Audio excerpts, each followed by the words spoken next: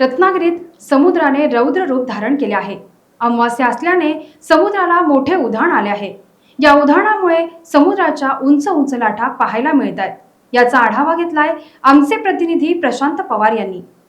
रत्नागिरीत सध्या समुद्र मोठ्या प्रमाणात खवळलेला पाहायला मिळतोय। त्यातच अमावास्या असल्याने या अमावास्येचे उधाण या ठिकाणी समुद्राला आले। जणू काही लाटांचं तांडव या कोकण किनारपट्टीवर सुरू झालं आहे। आता आपण उभे आहोत मुरुगवाडा 15 माड येथील परिसरात। या ठिकाणी अक्षरशः लाटांचं थैमान सुरू आहे। जवळजवळ 4 ते 4.25 मीटर उंचीच्या लाटा या ठिकाणी उसळल्यात आणि अक्षरशः किनारपट्टी भागाला या लाटाने झोडपून काढले।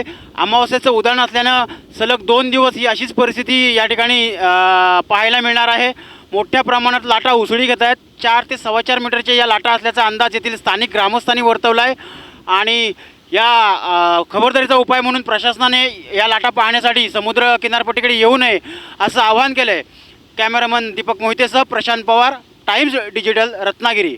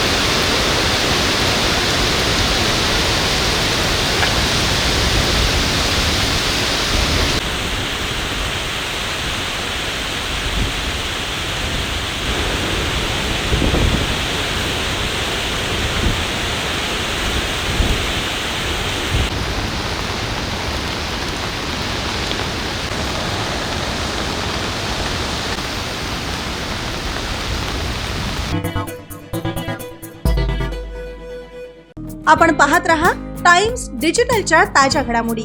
लाईक, शेअर आणि सबस्क्राइब करा। तसंच बेल आयकॉन क्लिक करायला विसरू नका। Times digital.